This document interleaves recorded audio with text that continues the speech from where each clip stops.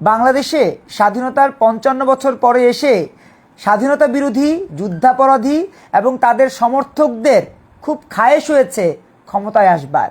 এই ক্ষমতায় আসবার খায়েশ থেকে তারা বাংলাদেশে উৎপাদিত জ্বালানি তেল, পেট্রোল এবং অকটেনের সংকট তৈরি করেছে। আপনারা শুনলে অবাক হবেন, বাংলাদেশের ৫৫% বেশি পেট্রোল পাম্পের মালিকানা সংশ্লিষ্টতায় রয়েছে এই জামাত ইসলাম এবং যুদ্ধাপরাধী চক্র।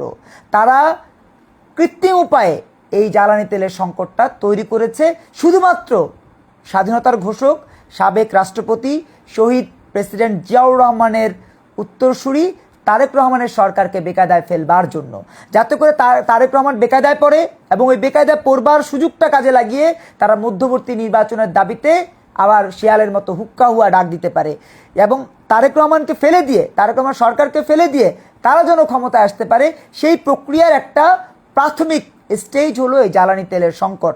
আপনারা দেখেছেন, গণমাধ্যমে এসছে জামাতের নেতাদের বাড়িতে ১০,০০০ টন তেল, ১০,০০০ টন তেল, জামাতের নেতাদের বাড়িতে বোতলে বোতলে ২০০ লিটার তেল, বোতলে বোতলে ৩০০ লিটার তেল, খাটের নিচে ৫০ লিটার তেল।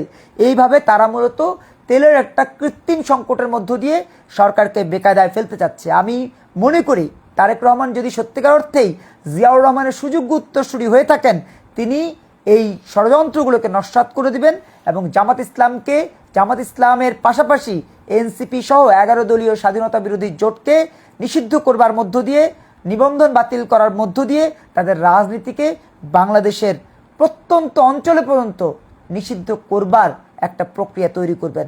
এতে করে তিনি সেফ থাকবেন, স্বাধীনতা সেফ থাকবে, জিয়াউর রহমানের আদর্শ সেফ থাকবে, বঙ্গবন্ধুর আদর্শ সেফ থাকবে এবং সত্যিকার অর্থেই স্বাধীনতার সার্বভৌমত্ব সেফ থাকবে। তা না হলে পূর্ব পাকিস্তান হতে কিন্তু আর বেশি দেরি নাই।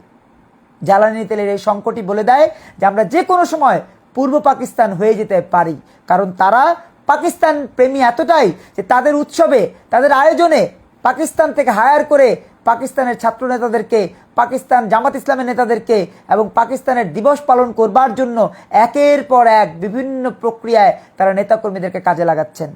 আমরা মনে করি সত্যিকার অর্থেই বাংলাদেশকে যারা ভালোবাসেন তাদের উচিত হবে এই জ্বালানি তেলের সংকটটা যারা কৃত্রিম উপায়ে তৈরি করছে তাদেরকে চিহ্নিত করার দায়িত্ব স্ব উদ্যোগে নেয়া এবং এদেরকে প্রতিহত করা।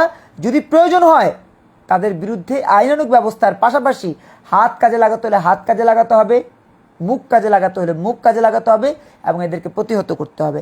সেই সাথে বলতে চাই খুব পরিতাপের সাথে যে আগে কিন্তু আমরা এক পরিবার দ্বারা নিয়ন্ত্রিত ছিলাম, এক পরিবার, শেখ পরিবার।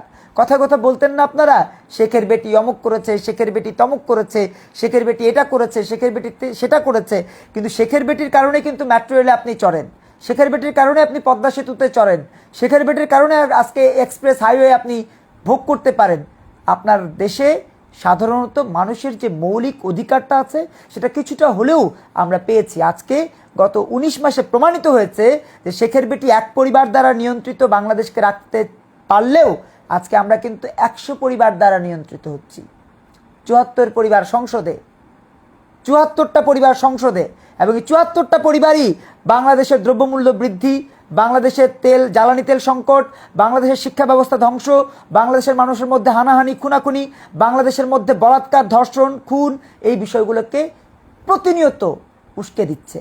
সেই সাথে আছে সার্জিস, সংসদে যেতে না পারলেও পরিবারতন্ত্র প্রতিষ্ঠা করেছে। সেই সাথে আছে নাসিরউদ্দিন পাটোয়ারি, সংসদে যেতে না পারলেও পরিবারতন্ত্র প্রতিষ্ঠা করেছে। সেই সাথে আছে সামান্থা, সেই সাথে আছে মিতু, সেই সাথে আছে আদিব, এইরকম কমপক্ষে আরও ২০ জন নেতা। এই মোট ৯৫টা নেতা শুধুমাত্র স্বাধীনতা বিরোধী, যারা বাংলাদেশটাকেই কোনোভাবে লালন করে না হৃদয়ে। সেই সাথে আছে বিএনপির সাথে বিএনপির বন্ধু আরও ৫টা পরিবার।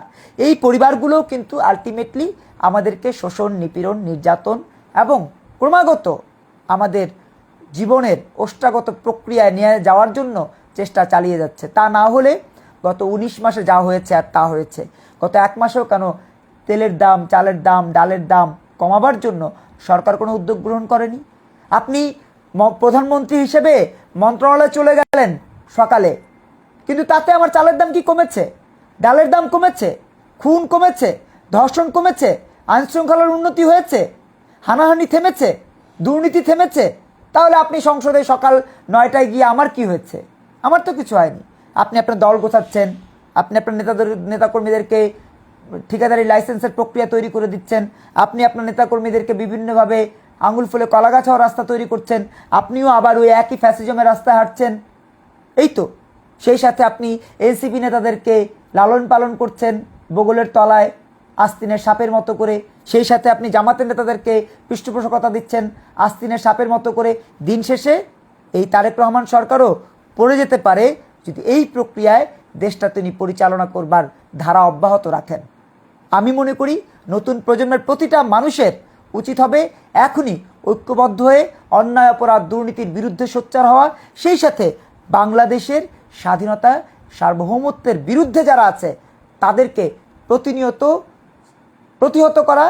এবং স্বরাষ্ট্রমন্ত্রী যেটা গতকাল বলেছেন যে তিনি জুলাই যোদ্ধাদের হত্যাকাণ্ডের বিচার যদি করতে চান, সেক্ষেত্রে তাকে রাজাকার হত্যাকাণ্ডের দায়ে মুক্তিযোদ্ধাদের বিচার করতে হবে। মুক্তিযোদ্ধার বিচার করতে হলে তো ভাই জিয়াউর রহমানের বিচার করতে হবে। করতে পারবেন? একে খানের বিচার করতে হবে, করতে পারবেন? খালেদা জিয়ার বিচার করতে হবে, করতে পারবেন? মির্জা ফখরুল ইসলাম আলমগীরের বিচার করতে হবে, করতে পারবেন?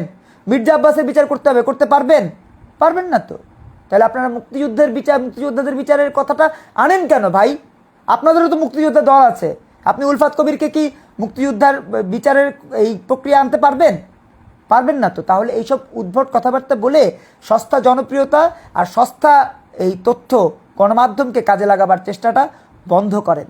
দয়া করে এইসব প্রক্রিয়া বন্ধ করে বাংলাদেশের মানুষের কথা ভাবুন। দেখেন, বাচ্চারা কিন্তু শিক্ষার বদলে কুশিক্ষায় শিক্ষিত হচ্ছে।